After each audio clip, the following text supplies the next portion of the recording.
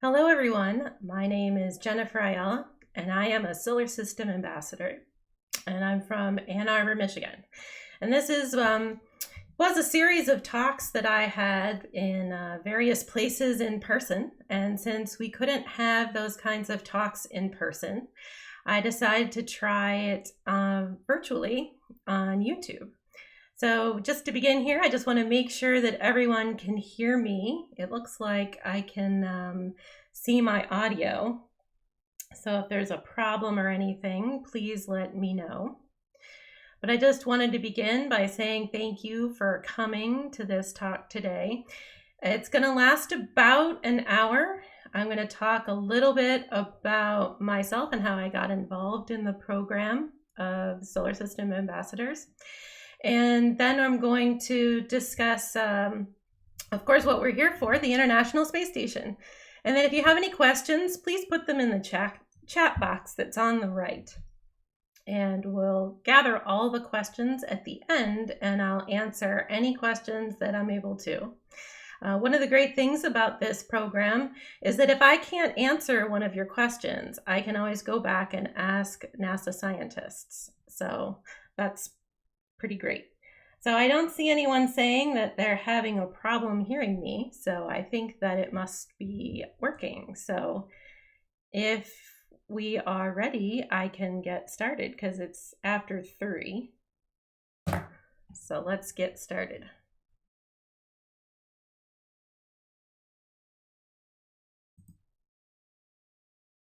Okay. So this is the International Space Station in the photo for those that don't know. As I said before, my name is Jennifer Ayala. I am from Ann Arbor, Michigan, and I'm a volunteer in a program called Solar System Ambassadors, and it's part of NASA and a joint venture with NASA and Jet Propulsion Laboratory. Solar System Ambassadors are a group that we are all over the country. There's about 1,000 of us now, and we work in conjunction with NASA. And as volunteers, we get training from all the scientists that are on missions, and they provide us with the details of the missions and slides and all kinds of extra information that we can share with the public. Usually we go out to places like schools and libraries, community centers, senior centers, pretty much anywhere where they ask us to go. But we are volunteers, so sometimes there are things that we don't know. So we can go back and ask any of the scientists if we have questions. So first I'm going to talk a little bit about myself and how I got involved in this program. So here's some lovely, embarrassing pictures of myself as a child. I've always loved space. It's just one of the many things that I've loved in science, but space goes back to when I was a really small child. My mom and I are in the upper left there in the lunar rover back in the early version of Kennedy Space Center.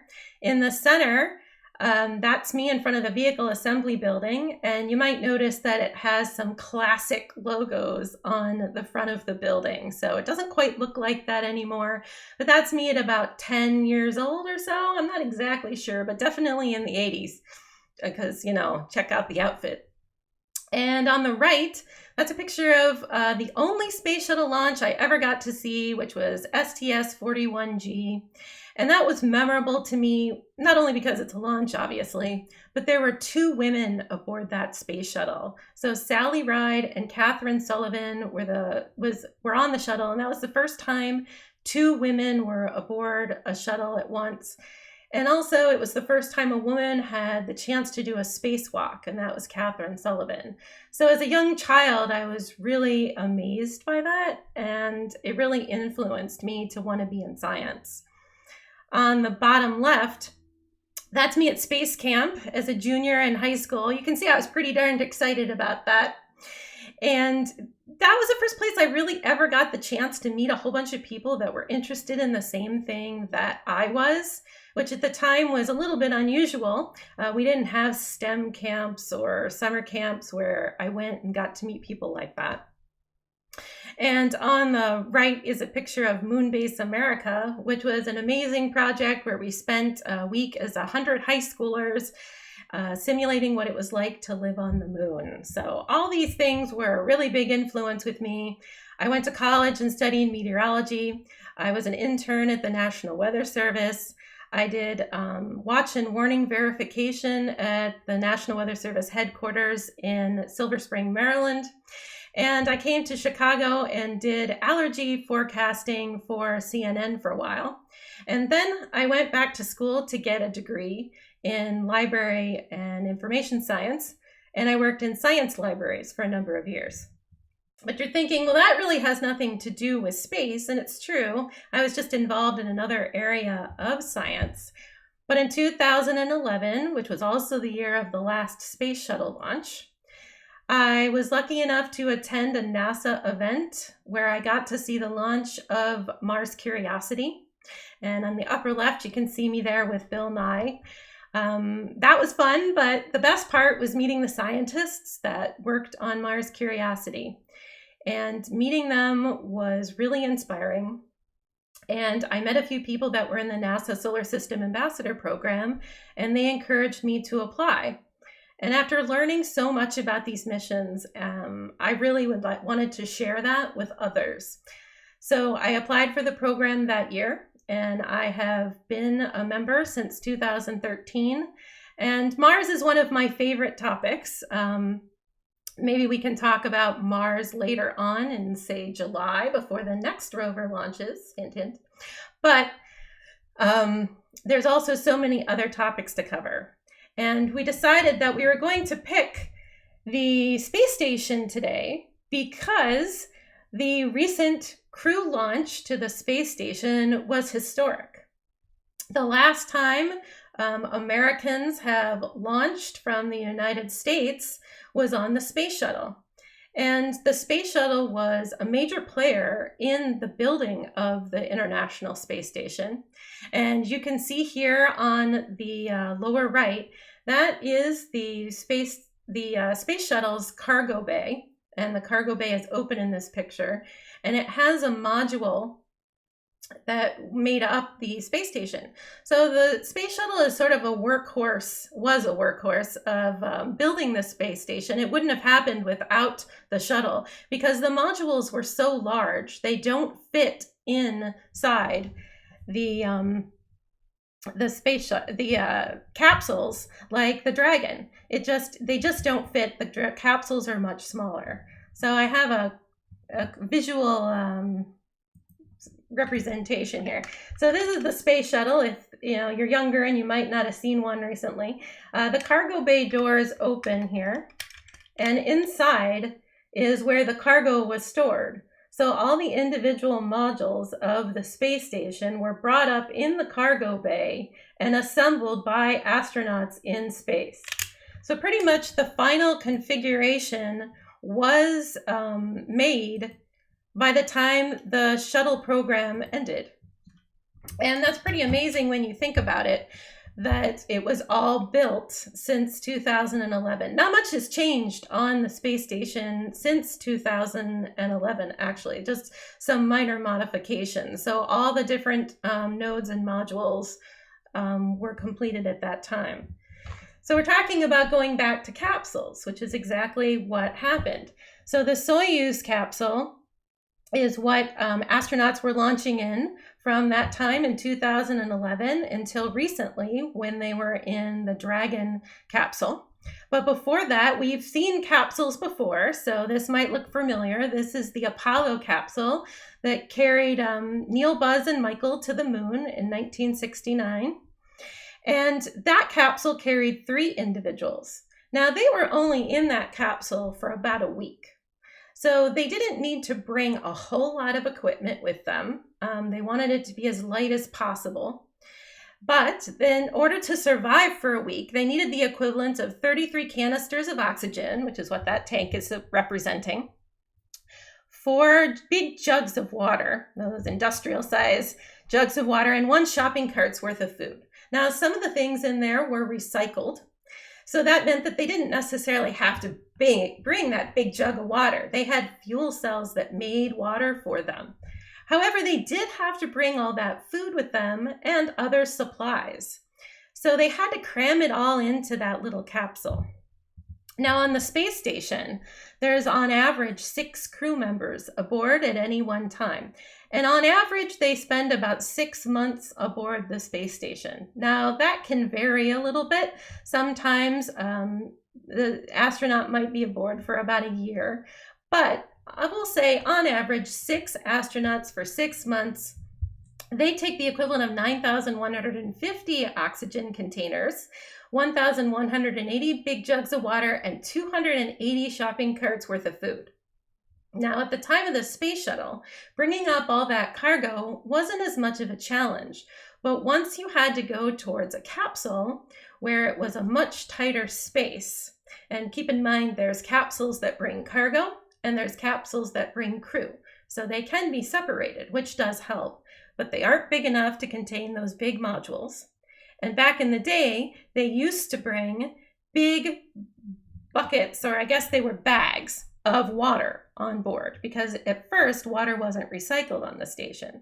So just imagine trying to bring all this stuff aboard all the time. It's expensive to bring, to launch a rocket to bring supplies to the space station.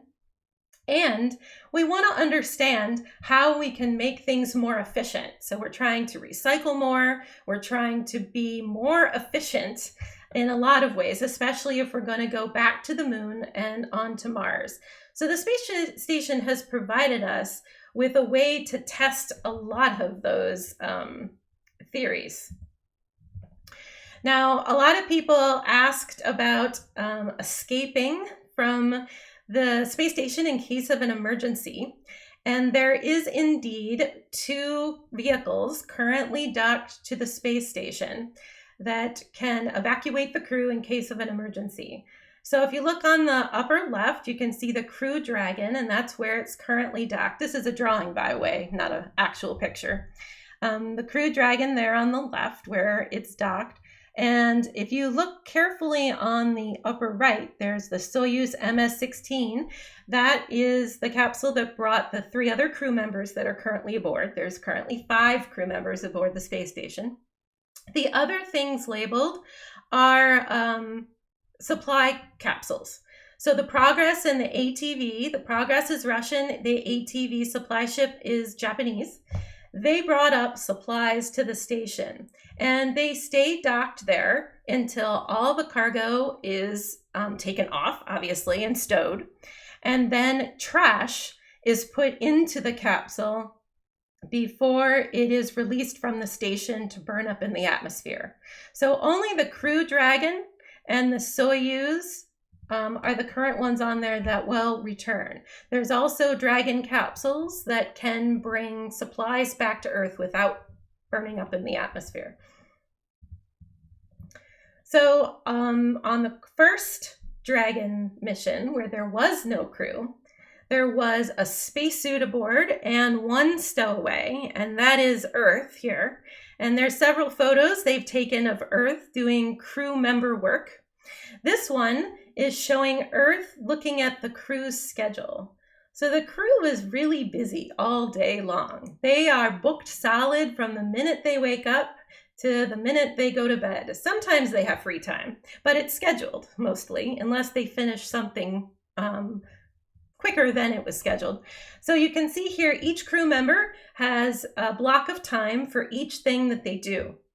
So the time they eat, the time maybe they take a bath, and the time that they do experiments, the time they exercise, all of those things are scheduled out ahead of time by mission control. Sometimes astronauts might request more time to do a certain task, especially when they start out, but usually they follow this schedule pretty rigorously. So they are quite busy, and even on their days off, on the weekends, they do maybe calls back to Earth, and they're doing maintenance tasks, and they also do a lot of cleaning on the weekends because it does get messy aboard the station. We'll talk a little more about that in a minute. So here are some examples of some work they do aboard the station. That's experiments. On the upper left, you can see a human-based or biological experiment. We've noticed that astronauts' eyesight changes over time. We aren't quite sure why yet, but we know that as astronauts spend a long period of time on board station, some astronauts have their eye shape change and it affects their vision. Not all astronauts are having this problem on board, but some are. And this is a machine that Karen here is using to check her eyesight periodically to try and understand and measure the shape and change of her eye. There's a lot of different medical experiments on board. They often take blood samples and keep them frozen to return later. They do respiration and exercise experiments. So there's a lot of different biological experiments that happen. On the right, you can see the microgravity glove box. That's a contained unit. You can see here the astronaut has put her hands in gloves. The whole unit itself is sealed. So they can do chemical and fluid-based experiments. Sometimes they do fire experiments inside this glove box. And because they're in zero gravity, anything that occurs in space, if there is something that gets free, it can migrate just about anywhere on station. So you don't want strange chemicals or fluids leaking in an experiment. So it's a safe way to do those experiments inside that glove box. On the lower left, you can see a robot. There's been a lot of autonomous robot experiments on board the station. One thing we're thinking is as astronauts go further away from Earth, they may need help in tasks, and perhaps a robot might be able to help them with some maintenance or other things. We're not sure, but there's been a lot of different experiments with autonomous robots lately.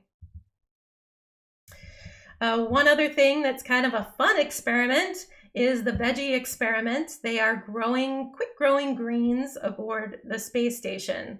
So on the bottom left, you can see some of those greens, and then he harvested them in the bag on the upper right.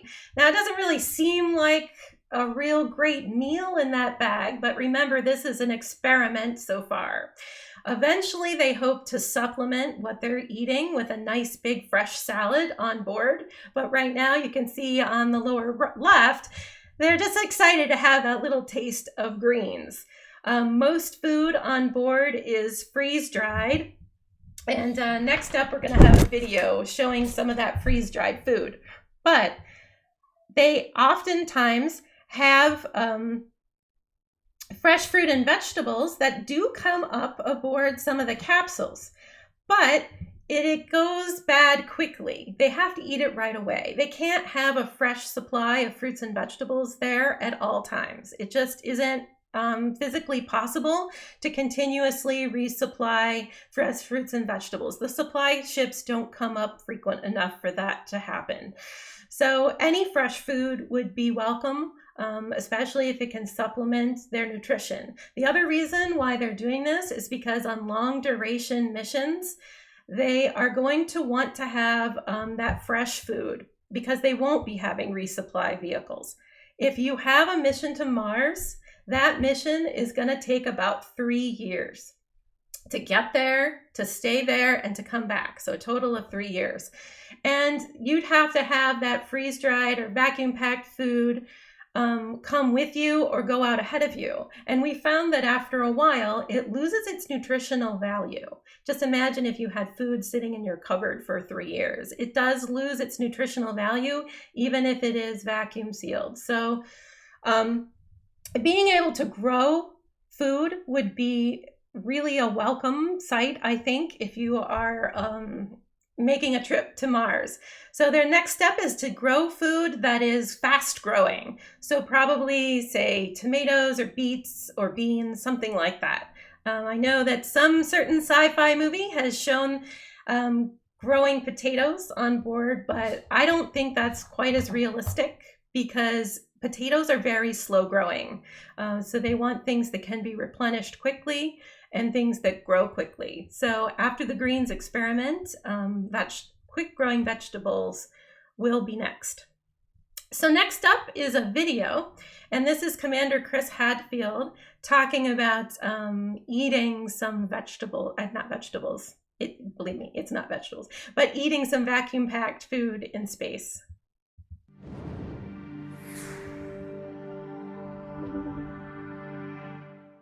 I've already had lunch, so let's have dessert. Let's see. I chose chocolate pudding cake. So the way you prepare it is you push all the cake down out of one end, carefully cut it open, away from the Velcro, because you want to keep your Velcro for sticking it to the wall. Then grab your long spoon, because it's a long container, reach inside,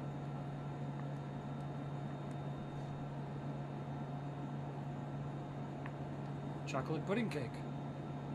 Looks like it too. Not bad. Gonna be hard to eat. Gonna be messy.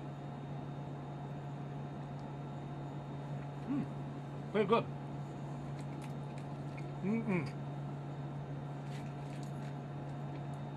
That'd be good with coffee. Here's a cup of coffee. Stick my straw in. Mix it up.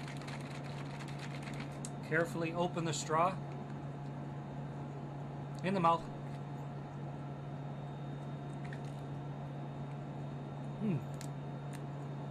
Hot.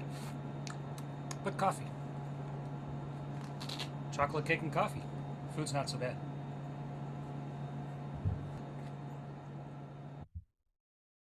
So a lot of the astronauts have said that food has gotten a lot better on board. It's not quite like the gross tubes that they had on early space missions, or the cubed, I don't even remember what it was, cubed bacon cubes, I think it was, on Apollo 11. So they had some fairly gross food early on, but they have an entire department at Johnson Space Flight Center that works on palatability of food. They do a lot of back and forth communications with the astronauts about whether they like what they're eating. It's certainly one of the things that is also a part of an experiment to try and make food more palatable aboard the space station.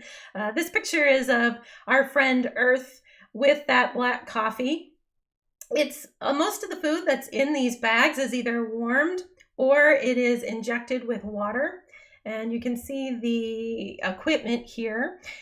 She's showing us a picture of the food equipment, and you can inject your food with either hot or cold water to rehydrate it, and then you mix it up.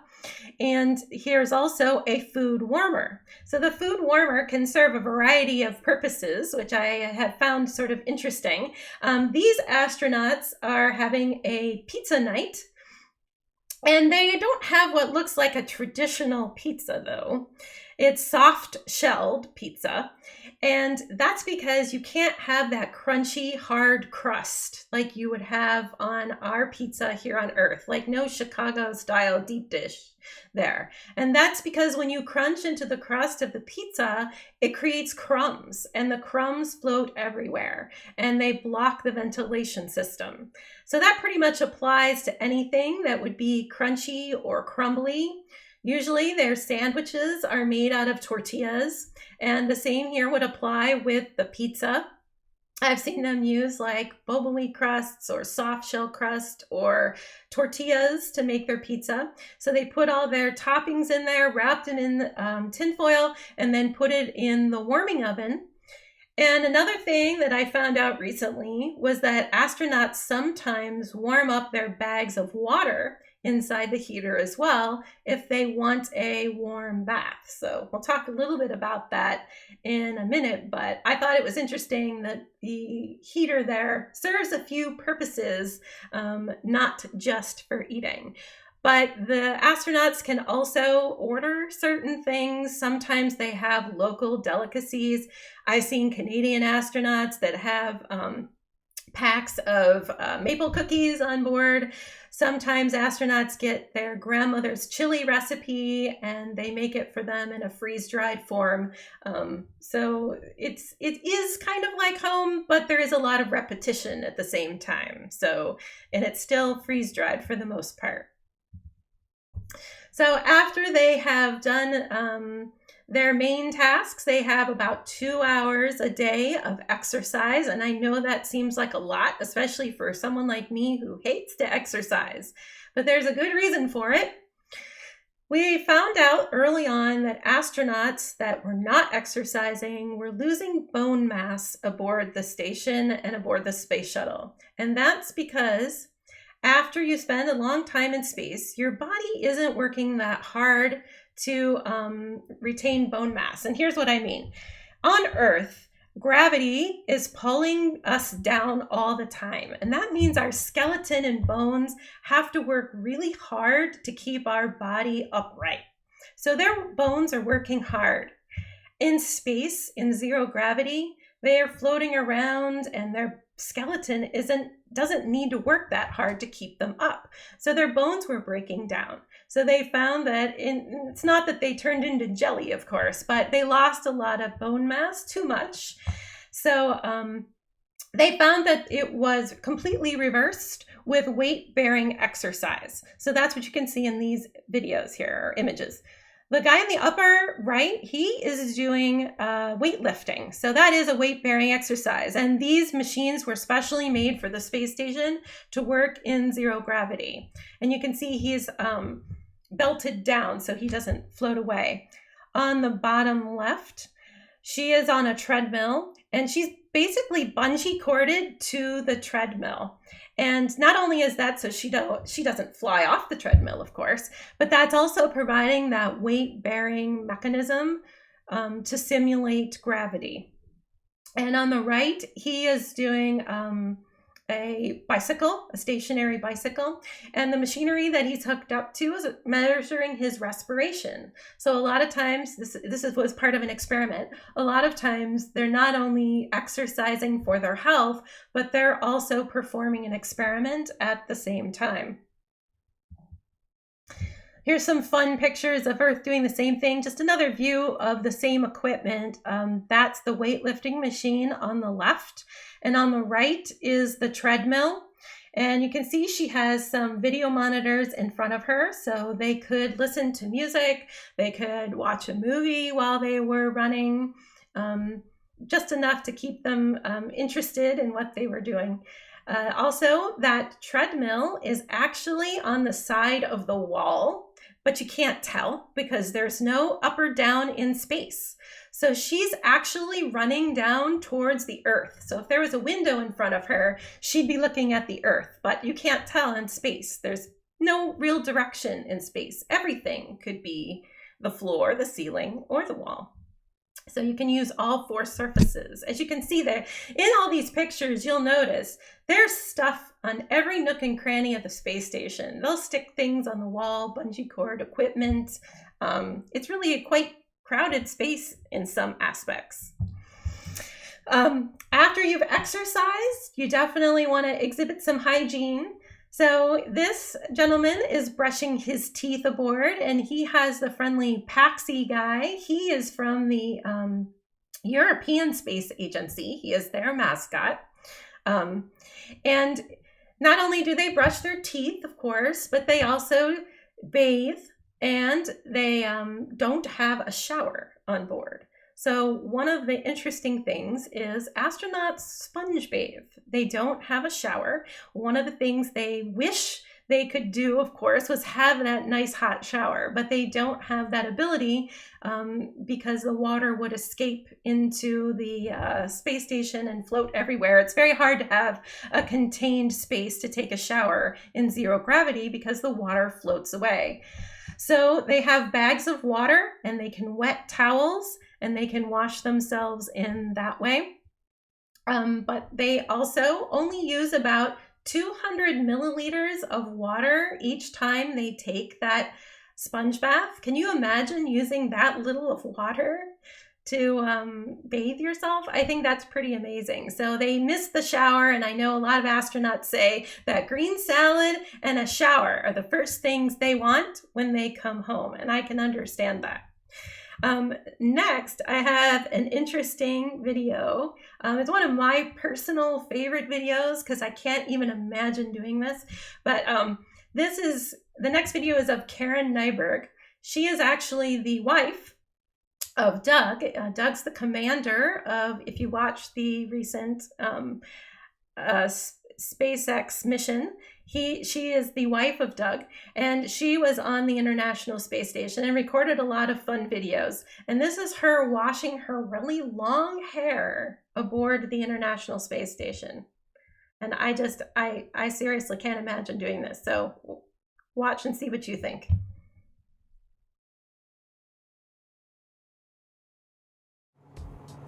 Hi there. I've had a lot of people ask me how I wash my hair in space, and I thought I'd show you how I do it.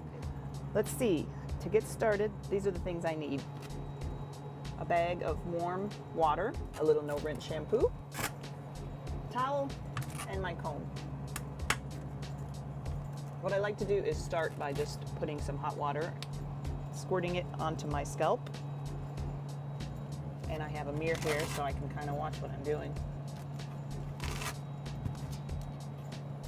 Sometimes the water gets away from you and you try and catch as much as you can. Then I just work the water up through to the ends of my hair. Then I take my no-rinse shampoo and squirt it also on the scalp, just a little bit, and rub it in. Again, kind of working it out to the ends. And sometimes I'll actually take my comb to help work it all the way to the ends. And I like to take my towel while I have the shampoo in there and just kind of work it. Because without standing under running water, you kind of need to use the towel a little bit to help get some of the dirt out. I like to follow that by a little more water. It's called no-rinse shampoo, but I think it's best if you use a little water with it.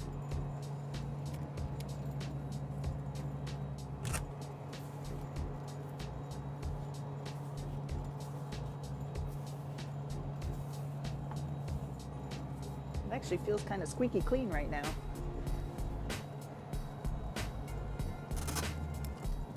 Now I'll take the dry part of my towel. We use towels for quite a while here, since we have limited supplies. We use them wisely. There, I think that's pretty good. And now as my hair dries, as the water evaporates from my hair, it will become humidity in the air, and then our air conditioning system will collect that into condensate, and it won't be long, and our water processing system will turn that into drinking water. At the end, I just do one final comb through to make sure there are no snarls and snags. And while it dries, I like to let it stay free. I don't put it back in a ponytail while it's drying. And that is how I wash my hair in space on the International Space Station.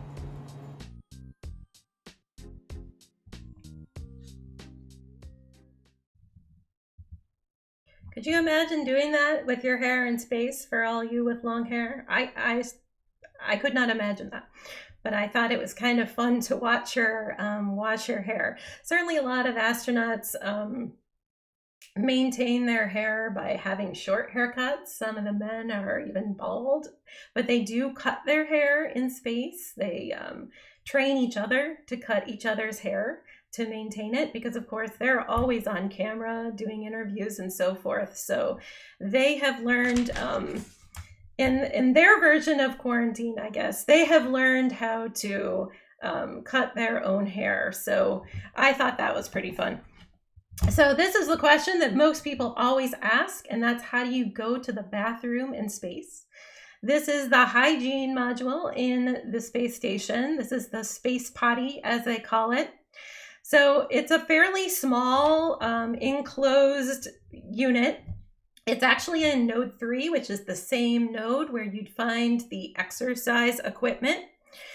So the silverish can there at the bottom is what collects solid waste. Now, keep in mind, when we use the bathroom on Earth, we rely on gravity to help us aim for where we're going, right? So this uses air. So it has suction power to try and help things go where they're supposed to. So solids you definitely have to aim for in that space potty. Now, if you look on the right, there's that gray tube with the yellow cone on the top that's snaking up to the right there. And that's where liquids go. So also you kind of have to aim, but it's like a suction. It's almost like a bathroom vacuum in a way. So astronauts train ahead of time on how to use the bathroom. You can't wait till the last minute if you have to go, because it takes a lot of prep work to get yourself situated, strapped down so you don't float away, and make sure that you have the correct aim. Also on the left-hand side, notice all of the packs of wipes and different types of bottles of water to clean yourself up. It's quite the process, but this has actually been on station for, I want to say, almost 20 years now. So this has proven to be pretty reliable, although it does break down fairly frequently. So they have had to make a lot of repairs, but of course it's also heavily used. So later this year, approximately, and it could change, there's a new tester toilet coming up to the space station. And that will be testing for the missions that will go on to the moon, so the Artemis missions. And that would be tested, I have no idea how often, but to try and get everything in one unit. So try and be more compact. So I'm interested to see how that works out. Now, if you'll notice, all that water that left Karen's hair had to go somewhere. And all of the urine that was collected in that tube in the space potty had to go somewhere. Well, all the water aboard the station is now recycled. Originally, I had said it comes in those big bags on the space shuttle, but since the space shuttle is no longer available, they flew up this machine on the right, the water recovery system, and that was flown up on the shuttle before the shuttle retired. And this machine recycles all the water aboard the station. So that includes sweat evaporated from towels. That includes water that was put back into the system any number of ways, through the filters, through urine, through the sponge bath. If it goes into the filters, it goes into this machine. And see that big circular silver drum on the right? That circulates and spins very rapidly and filters out the particles so that the water is filtered and usable again. So on the left, I'm sure you've been staring at this picture going, what in the world is this man holding? He is holding, yes, astronaut pee. That's actual astronaut pee in his hand. I met this gentleman at Marshall Space Flight Center. Actually, the day before the last space shuttle launch, we got a tour of Marshall Space Flight Center. And here they came up with these machines. And he's showing the process of the water recycling and purifying the water. So it goes through this, they've tested it to go through these several steps to make drinkable water. They say it's actually cleaner than water that we have in our taps here on Earth. And they like to make the joke that today's coffee is also tomorrow's coffee, meaning whatever you use comes back out and goes back into the system.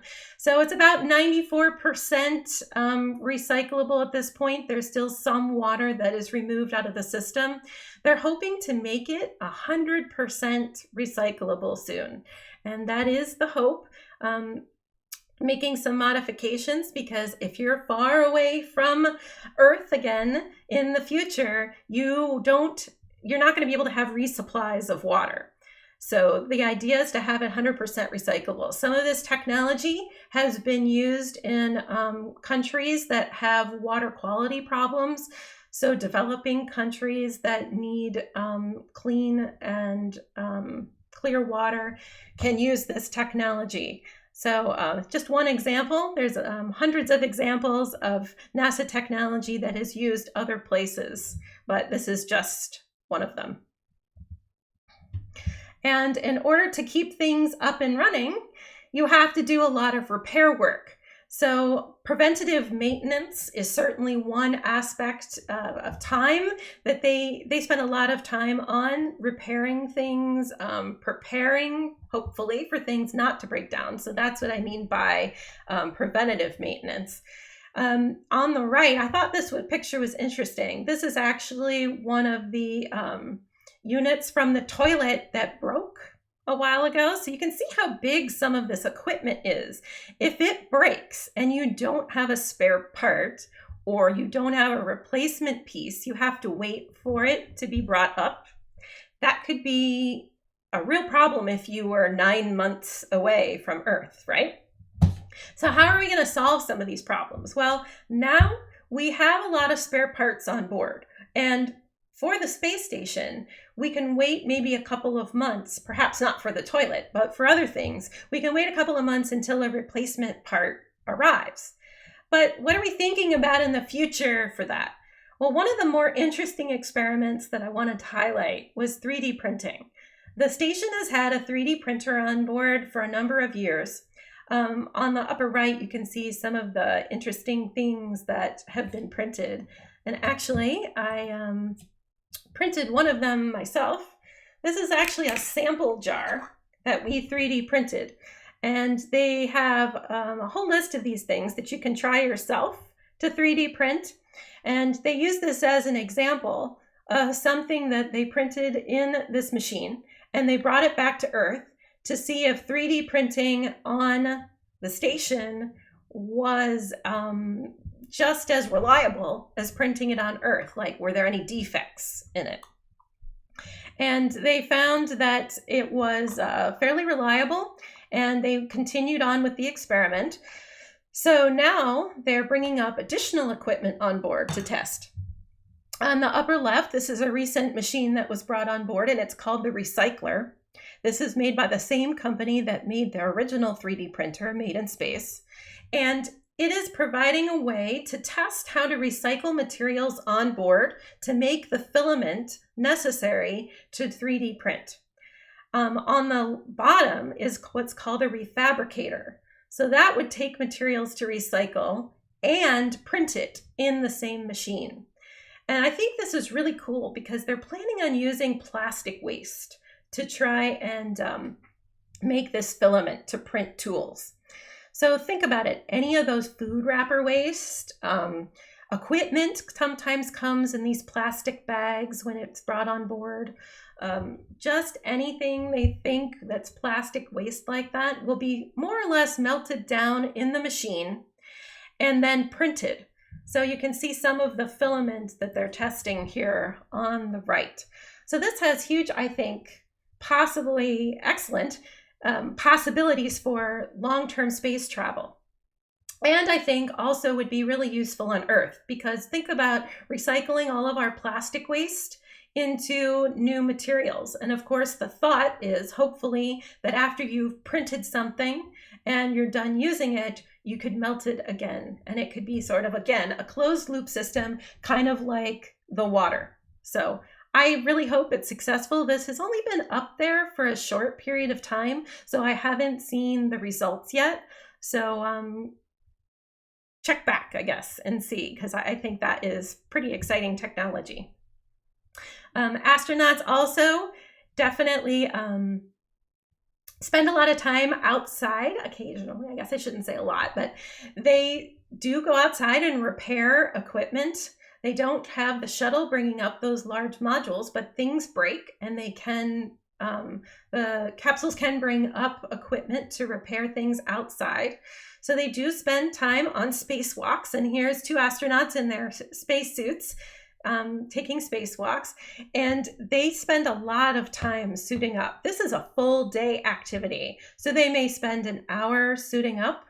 They may spend 8 hours outside repairing and moving about. You know, they're very careful, of course, and spend a long time. If you've ever watched a spacewalk, you know it's not a fast process, and they want to be extra careful when they're working on equipment outside.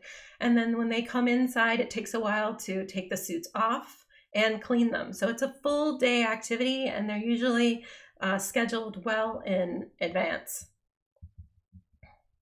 Another one of the fun things they do is they get to view Earth from space. I think that's the thing that I would have looked forward to the most.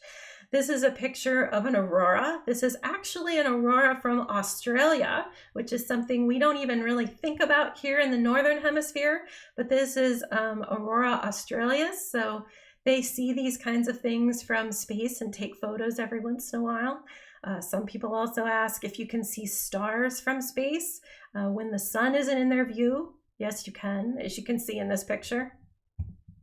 They also use the cupola to take photographs of Earth. Sometimes Mission Control asks them to take pictures of maybe a hurricane, a forest fire, a natural disaster. Sometimes they just take fun pictures of their hometown. I think they spend as much time as they possibly can looking down at Earth. It's certainly one of the things that all the astronauts that come back say they enjoyed the most, seeing their Earth from space. It gave them a new appreciation of how fragile our Earth system is. By seeing how thin the atmosphere is that's protecting us, you can kind of see here in this picture how thin it is. But I think that's one of the things that astronauts have said is their favorite part. They also spend time doing press conferences with people. This is actually a recent video. I don't have the video here, but I link to it at the end where you can watch it, where they talk about their friend Earth and their friend Tremor the dinosaur. So Tremor came up with Doug and Chris, who are the two on the left. They came up in the Crew Dragon recently, a few weeks ago. And they brought a little stowaway with them, and that is Tremor the dinosaur. They also brought that photograph, which is 2020 graduates put together in a mosaic. So if you want to hear more about what they have to say about that, I have the link at the end. But they do spend a lot of time on these press conferences. And this picture actually reminds me of a fun fact that I learned just yesterday, which I didn't know. Well, I knew that they don't do laundry on board. That was one question I had a long time ago. They don't do laundry. They wear their clothes and then they dispose of them. But don't worry, they wear them for a long time. They aren't wasted. Those shirts probably will be worn for about a week. But those pants, we called them Astro pants. They all look kind of the same. They all wear similar pants with the Velcro on them and a lot of pockets to store tools. They wear those pants for about 30 days. So that means that you got to be careful when you're eating not to spill tomato sauce or something on your pants, because you got to keep those pants nice for 30 days. And that means that if you are on board for 6 months, you only have 6 pairs of pants. So they're not really that much of a fashion statement necessarily. They're utility pants, but I thought that was kind of fun. And they also have pajamas. So after a long day in space, they do have their own little nook to sleep in. So this is the astronaut sleeping quarters. They have a sleeping bag, which they kind of tuck themselves into. They have computers in there where they can watch movies. They can have a teleconference with their families. They can play a game on their iPad if they wanted to. They sometimes have accoutrements from home, so they might have pictures of their families. You always have to bring a space memento back to your kids. So they fly certain things with them to take back to their kids. But this is a nice little nook that they spend time in. And next I have another video that shows you exactly what that's like, which I think is pretty cool, and in their space jammies.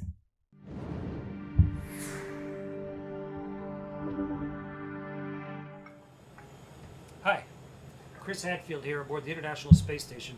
We keep busy on board the space station. Long days, lots of work, physical exercise. At the end of it, you're tired. But how do you sleep in space? in order to make it comfortable for the astronauts, originally they were going to put us all in one habitation module with sleep stations all around it. But the way a station was eventually built, we have sleep stations inside Node 2, which is in the forward part of the station, and inside the service module, which is in the aft. A total of 6 small bedrooms, sleep stations, or sleep pods. And inside each one is just a sleeping bag tied to the wall.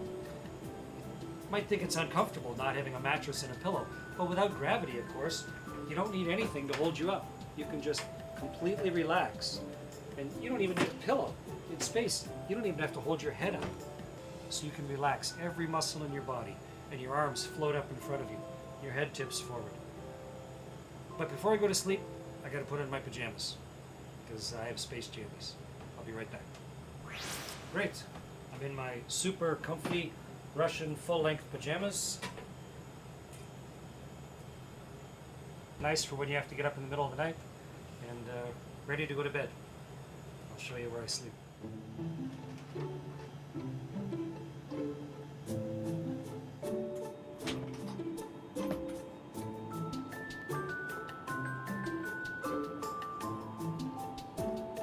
This is my sleep station, my sleep pod.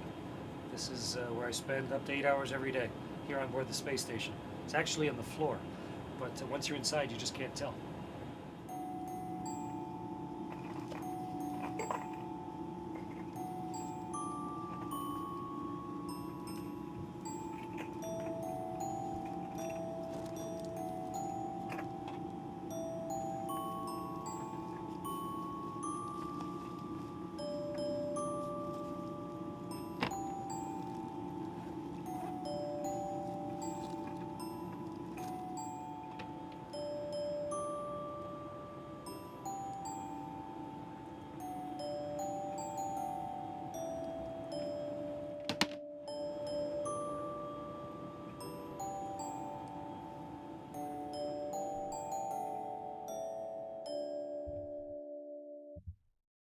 It's kind of cozy, right? I mean, it's confined, but at the same time, it looks pretty relaxing to me, who feels like they can never get comfortable in a bed. So for those of you that are interested in following future missions, this is the crew of the next SpaceX commercial crew mission. So this won't be called Demo. The last one was Demo 2, I think is what it was called. This is actually the first official crew mission. So it's called Crew 1, and it will be in the SpaceX capsule. And I realized I forgot to show something cool. So we'll come back to this in a second. This is another 3D print you can make, although this one isn't on the NASA site, because this is the SpaceX crew module. So on the top half here is the actual where the crew is, and the service module where the solar panels come out of is on the bottom. And I made this cool model on my 3D printer, and I can share it with people if they're interested, where you can find it. But this is shaped very similar to the other capsules. And SpaceX says they can fit up to 7 crew members in this little capsule. So if you had 7 crew members, you couldn't fit very much cargo in it, of course. But the next mission, they're planning on carrying 4 crew members. As you notice, the demo mission only carried 2. So we will have 3 veterans and 1 rookie astronaut. Michael Hopkins is the commander of this mission. Victor Glover is the pilot, and he is a rookie astronaut. So this is his first space flight. And they will be in the commander and pilot seat that you saw Doug and Chris in the demo mission. And then there's 2 mission specialists, Sochi and Shannon, and they are veteran flights, astronauts as well. I believe Sochi has had 4 missions, if I'm not mistaken, and he is a Japanese astronaut. So look forward to that. The schedule is April 30th. So for us here in Ann Arbor, that's like the day before school starts. So that would be like the Sunday before school starts. And we know there's delays sometimes, so I hope that we get to see, or the kids get to see this launch. So stay tuned for that, because 4 astronauts in that capsule is something I want to see. So that might mean there's no stowaways, no dinosaurs on that mission. I don't know. So finally, these are some fun links that I decided to include that I thought was a good representation of what we talked about. They are also, you don't have to furiously write them down. I do have them posted on my website, which I linked at the top. So they're under the presentations link if you want them. So the first and the third link are general sites, I guess you could say, about the International Space Station and about the crew. If you want to see pictures of the experiments they do, or you want to keep track of, say, the 3D printer, something like that, that's where you'll find those activities. Just a general activity book for kids is the second link. If you want to have coloring sheets for younger kids, it's mainly for younger kids. I think it might be a little too boring for middle school kids maybe, but I think it's a fun activity book. If you want to know more about NASA's commercial crew in general, that's the fourth link. And then there's the Twitter post for the 2020 graduates, Twemmer and Earth. Oh, what did I say? I said April. I'm sorry. I meant to say August. Yeah, August 30th. I didn't know I said that, but it said August on there. And I said Bob and Chris. See, that's why I write everything down. I can't remember names, so I write things down, and I still didn't look at my sheet. So I meant to say Bob and Doug are on the crew capsule. Sorry about that. Okay. If you catch anything else I said wrong, it's very possible that I did. Okay, so the commercial crew link is number 4. And then the Twitter post, if you want to read about that or watch the video for the 2020 graduates about Twemmer and Earth, that's number 5. And then if you want to spot the station, the International Space Station from your location, that is number 6. And I can show you how that works if you're interested. There really isn't a great spotting in this area coming up. Usually I like to say like, oh, on Friday we have great spotting, but it was actually a really low sighting. So, but keep track of it, because when you see the International Space Station from your location, it's quite amazing. It is brighter than most stars in the sky.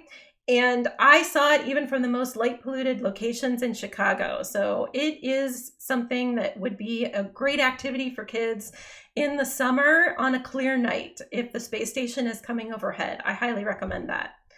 If you feel ambitious, there is number 7 is practice docking the capsule to the International Space Station. SpaceX made this simulator, and apparently this is the actual simulator to practice docking the capsule. It's not as easy as it sounds.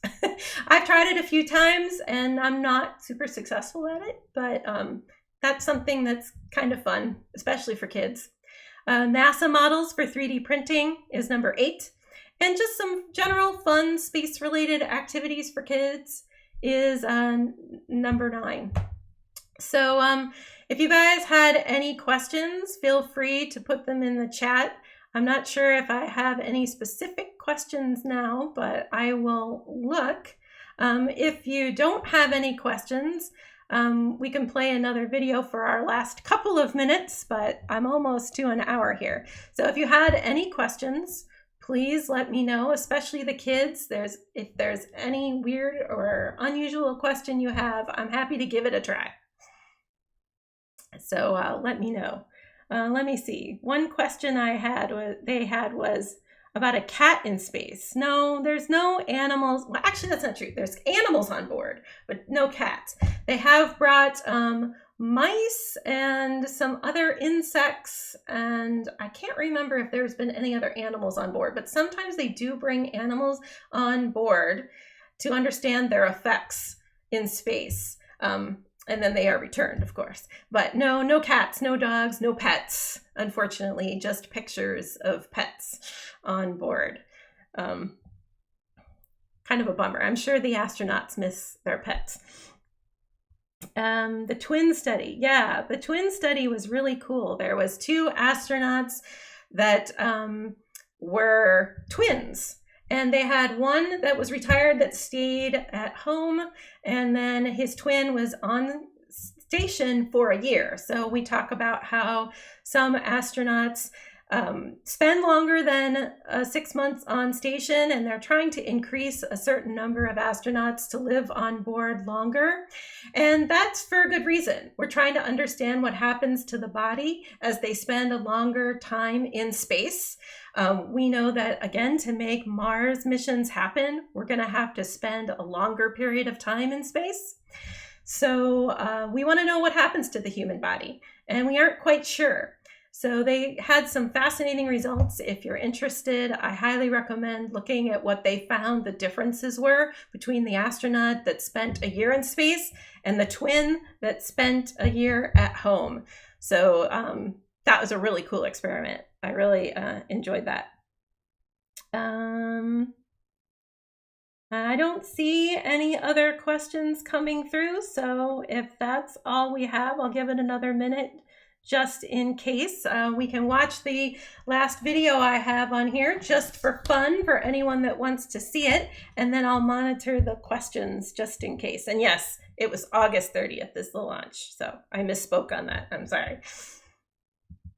So this is actually, this is just kind of goofy fun, but I really thought it was fun. This is tennis in space, and my favorite part of this video is watching their teeny tiny rackets. I think that's hilarious because, of course, their space is confined, right? You can't bring, 4 giant tennis rackets in space necessarily. So tennis in space, just for fun, because, hey, you got to have some fun on board too. Hi, welcome to the International Space Station and welcome to the first tennis match in space. I'm here with my crew members, Ricky and Serena, and we're going to demonstrate tennis in space, and we hope you enjoy it.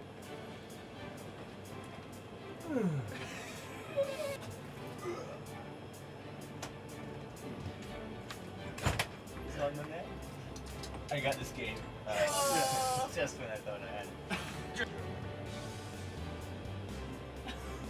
You're supposed to look this way. This way. Wait. Got it. Got it?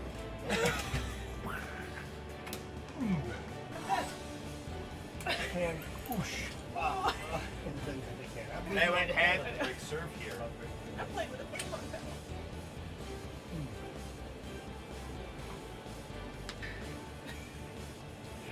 Okay, it's supposed to make it. Oh!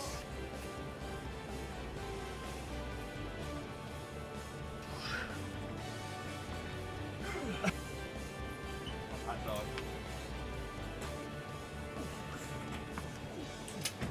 Oops. I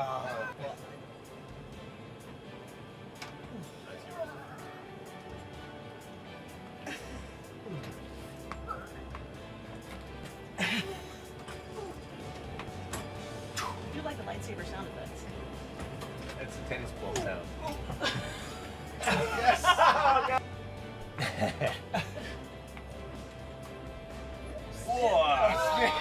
I saw it coming. I saw it coming. And we're here today at the 2018 ISS Tennis Open with Commander Drew Feustel and Assistant Commander Ricky Arnold. It's assistant to the commander. Yes, Same I thing, really. Congratulations on your win today, gentlemen. How do you feel? I feel good. I feel a little bit winded. It was a difficult match, and playing in microgravity is tough. Do you feel like all your long hours of preparation have paid off? I do. We practiced for weeks and weeks for this match, and we've tried very hard to keep our fitness level up, and I think that was important today for the win. And what would you, if you had a message for all the kids out there today watching, what would you tell them? I would tell them to stay fit and stay focused on their dreams and their goals and shoot for the stars. Subscribe for more space. So that's pretty much all I had today. Thank you so much for coming. If you guys are interested in hearing about Mars rovers before the launch of the Perseverance rover, which I believe is now scheduled for July 20th of this summer. It was delayed a little bit. So I believe July 20th is the current launch date. And Mars rovers are a personal fascination of mine, so I would love to share what I know about Curiosity and Perseverance if there's any interest in that before July. If there's anything else you think of that you want to know, feel free to send me an email and I will be happy to try and answer it for you. If there are no other questions or you don't have anything else that comes to mind, that'll do it for me today. Thank you so much for coming. I really appreciate you joining me on this sort of virtual experiment of presentations. If you have any comments or suggestions, I welcome those as well. And if you know of anybody that is super interested in space and wants to join the Solar System Ambassadors Program, let me know. There's a application period once a year, and they're always looking for new space enthusiasts. So thanks again for coming, and I hope to see you guys again. Bye.